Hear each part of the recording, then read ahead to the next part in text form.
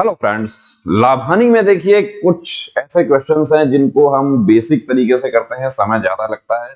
Shortcut से करेंगे जल्दी हो जाएगा, लेकिन शॉर्टकट तभी आएगा जब हम बेसिक तरीका हमें आता है, यानी मूल मंत्र हमें आता है। अजय किसी वस्तु को 20% लाभ पर बेचता है। यदि वह इसे 20% कम में खरीदता तथा 5 रुपए कम में बेचता तो उसे 25% का लाभ होता। उसका क्रय मूल्य क्या है? पहले क्या करना है, पूरा क्वेश्चन पढ़ना है अच्छे से। अब यहां पर क्या हुआ कि यहां पर मूल्य आया है कितना, 5 रुपए। मूल्य की बात करी है, कीमत की बात करी है एक जगह 5 रुपए। तो यहां हम क्या करें कि हमारा जो कॉस्ट प्राइस है, या हम कहें कि हमारा क्रय मूल्य है अजय का, उसको हम क्या मान सकते हैं, हम x रुपया हम मान सकते हैं। माना अजय का क्रय मूल्य जो है वो x रुपया है। अब x रुपया है, यहां पर क्या है कि x रुपया है, तो उसका सेलिंग प्राइस जो है, विक्रय मूल्य, सेलिंग प्राइस यानी एक विक्रय मूल्य, अजय उसको सेलिंग प्राइस, विक्रय मूल्य, पहला विक्रय मूल्य जो है उसका, वो क्या है, 20% लाभ पर बेचता है। यानी कि x का 20%। अब 20% का आपको पता है कितना होता है, 1/5 होता है। 1/5 होता है, तो x का 20% आप 120 कर सकते हैं। यानी x गुना 120/100 कर सकते हैं। तो ये क्या हो जाएगा, ये 6x/5 हो जाएगा। ये 6x/5 हमारा क्या आ गया, 6x/5 हमारा आ गया। जब इसको x रुपया मानते हैं तो 6x/5 रुपया आ गया हमारा सेलिंग प्राइस 1। देखो बिल्कुल आराम आराम से अपन समझ रहे हैं, सेलिंग प्राइस 1 आ गया। लेकिन वो ये कहता है कि वह इसे 20% कम में खरीदता, यानी कि 20% कम में खरीदता, यानी कि नया क्रय मूल्य जो है उसका, वो क्या है, नया क्रय मूल्य है, नया कॉस्ट प्राइस, नया क्रय मूल्य उसका है कि ये जो x हमने माना था उसका 20% कम। तो x का कितना, 20% कम का मतलब क्या हुआ, x का 80% हो गया। अब x का 80% का मतलब क्या है, 80% का मतलब होता है 4/5 होता है। या आप डायरेक्ट लिख सकते हो कि x गुना 80/100, तो वो भी क्या हो गया, वो नया विक्रय, जो नया क्रय मूल्य जो है वो क्या हो गया, यहां पर हमारा 4x/5 हो गया ये। और ये विक्रय मूल्य है हमारा, ये हमारा क्रय मूल्य है। अब ये कह रहा है कि 4x/5 जो है उसे 25% का लाभ पर बेचता। 25% का लाभ बेचना है, 25% का लाभ पर बेचना है। तो ये जो सेलिंग प्राइस 2 है हमारा, सेलिंग प्राइस 2, वो क्या होगा, वो होगा 4x/5 जो है इसका 25% लाभ, यानी कि 125। इसका 125 करना है तो 125 का मतलब क्या है कि 5/4। इस 125/125 इसको हम 5/4 हम लिख सकते हैं। अब ये सेलिंग प्राइस 2 क्या होगा हमारा, ये 5 से 5 गया, यानी कि सेलिंग प्राइस 2 हमारा क्या आ गया, x ही आ गया। सेलिंग प्राइस 2 आ गया और सेलिंग प्राइस 1 आ गया। अब ये अंतर जो है वो 5 रुपए का अंतर है हमारा। अब देखिए, सेलिंग प्राइस 1 और सेलिंग प्राइस 2 हमारा आ गया है। सेलिंग प्राइस 2 क्या है, x, और सेलिंग प्राइस 1 जो है वो क्या है, 6x। तो सेलिंग प्राइस SP1 और SP2 जो है, इन दोनों का हमारा अंतर कितना है, सेलिंग प्राइस 1 और सेलिंग प्राइस 2 का अंतर ही तो ये 5 रुपए है। सेलिंग प्राइस 1 क्या है, 6x/5 माइनस एक्स, तो माइनस एक्स। अब इन दोनों का अंतर कितना हो जाएगा? इन दोनों का अंतर कितना है? इन दोनों का अंतर 5 रुपए का अंतर है। अब ये आपको सॉल्व करना जो है वो, उसके लिए आप यहां 1 लिख सकते हैं, 5 का 5 हो गया एलसीएम, तो 6x माइनस 5x बराबर 5 हो गया। तो ये x, इसको x बटे 5 बराबर 5, तो x बराबर क्या हो गया? यानी कि 25 रुपए उत्तर हमारा आ गया। ये 25 उत्तर आ गया। ये तो देखिए है हमारा, क्या कहा इसको, कि ये तो है हमारा बेसिक तरीका कि इस तरीके से हमें कैलकुलेट करना है।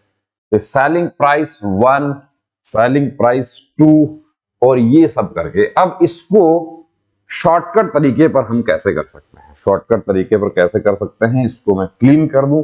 देखिए शॉर्टकट तरीके से करने के लिए हमें क्या करना है कि यहां मानक क्रय मूल्य 100 रुपए,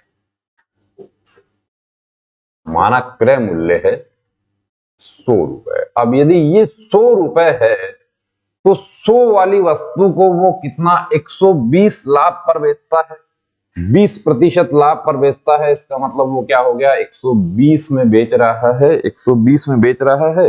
ये 120% लाभ, 120 मतलब क्या है कि ये एसपी सेलिंग प्राइस 1 है ये।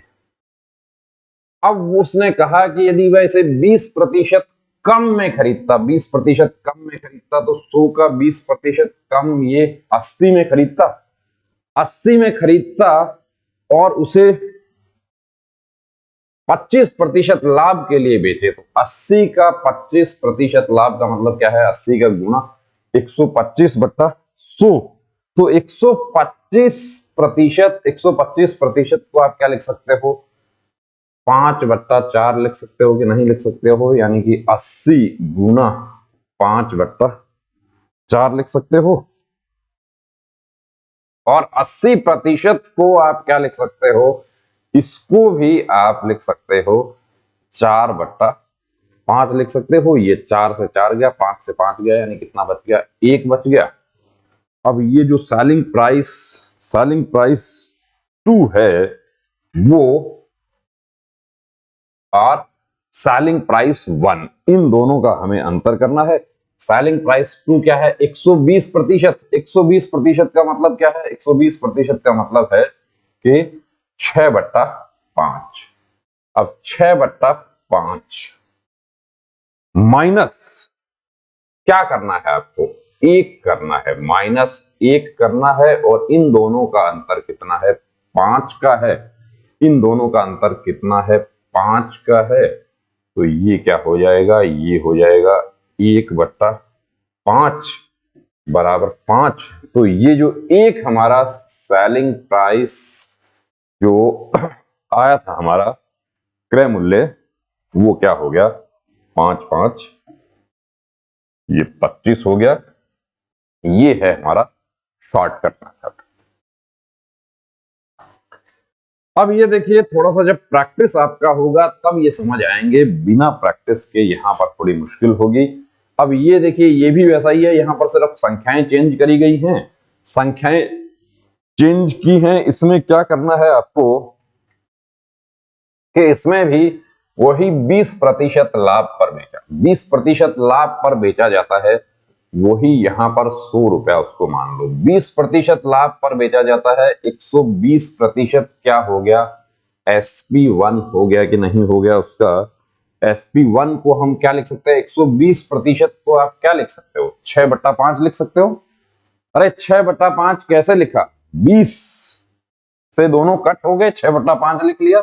यदि उसे 20% कम में खरीद कर, तो 20% कम में खरीदने का मतलब क्या है, 80 में खरीदता और 30% का लाभ होता, तो 80 जो है उसका 30% लाभ, यानी कि 130/100। तो इसको हम क्या लिख सकते हैं, 80% को हम क्या लिख सकते हैं, 80%, ये 120% है, ये 80% क्या लिख सकते हैं, 4/5 लिख सकते हैं, गुना 13/5 10। अब 4/5 13/10, ये क्या हो गया, 2 हो गया, ये 5 हो गया, यानी कि 26/25। 26/25 क्या है हमारा, सेलिंग प्राइस 2 है, यानी कि सेलिंग प्राइस 1 और सेलिंग प्राइस 2 दोनों का अंतर कितने रुपए का है, 64 का है। यानी ज्यादा कौन सा है, ज्यादा तो ये 6/5 है, तो 6/5 ज्यादा है, तो 6/5 माइनस 26/25 अंतर कर दो, और अंतर कितने का है, ये है अंतर है 64 का। ये तो हमें पता, ये से सेलिंग प्राइस 1 कहां से आया और सेलिंग प्राइस 2 कहां से आया, ये 100 माना तो ये 120, यानी पहला 20% लाभ पर बेचता, लेकिन कहा कि 20% कम पर खरीदता, तो खरीदता कितने पर, 80 पर। अब इस 80 पर 30% का लाभ लेना है, तो 80 गुना 130/100 लिख सकते हैं, और ये हो गया सेलिंग प्राइस 2। सेलिंग प्राइस 2 क्या है, 26/25। 26/25 यानी कि इस पर भी कहा, अब अंतर कितना है, 64 का है, कि 64 रुपए कम में बेचता है, यानी कि सेलिंग प्राइस 2 और सेलिंग प्राइस 1 का अंतर 64 का है। तो ये 25 6 5 30 माइनस 25 बराबर हो गया 64। तो 64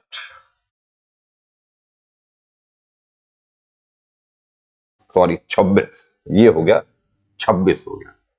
तो 4 यहां पर जो है ये कितना हो जाएगा हमारा, 30 माइनस 26/25, और ये हो गया, यहां बच गया 4/25 बराबर 64। तो ये क्या होगा, पक्षांतरण करेंगे तो 64 गुना 25/4, 16 4 64, और 16 25 कितना होता है, 400 होता है। ये आपका उत्तर 400 आ जाएगा। तो इतना कैलकुलेशन तो देखो आपको करना पड़ेगा, ऐसा नहीं है कि सिंपल क्वेश्चन आपको आ जाएं। अब इस तरह के क्वेश्चन जो हम लोग क्लास में करते हैं, तो वहां पर क्लास में क्या है कि इतना समय हमें नहीं मिल पाता कि इसको हम बेसिक तरीके से समझ सकें। तो कैसा आपको लगा, और सीआरपीएफ पैरामेडिकल के हमारे कैंडिडेट्स हैं, या बीएसएफ ट्रेड्समैन के हैं, या हमारे एसएसबी ट्रेड्समैन के हैं, उनके लिए विशेष स्पेशल क्लासेस जो है वो ये मैथ, रीजनिंग, जीके, हिंदी सब आपको मिलेगा चैनल पर। चैनल से आप बने रहिए, सब्सक्राइब नहीं किया तो सब्सक्राइब कीजिए, और अपनी तैयारी को अंजाम इस कदर देना है कि इस बार वर्दी पहननी है। जय हिंद।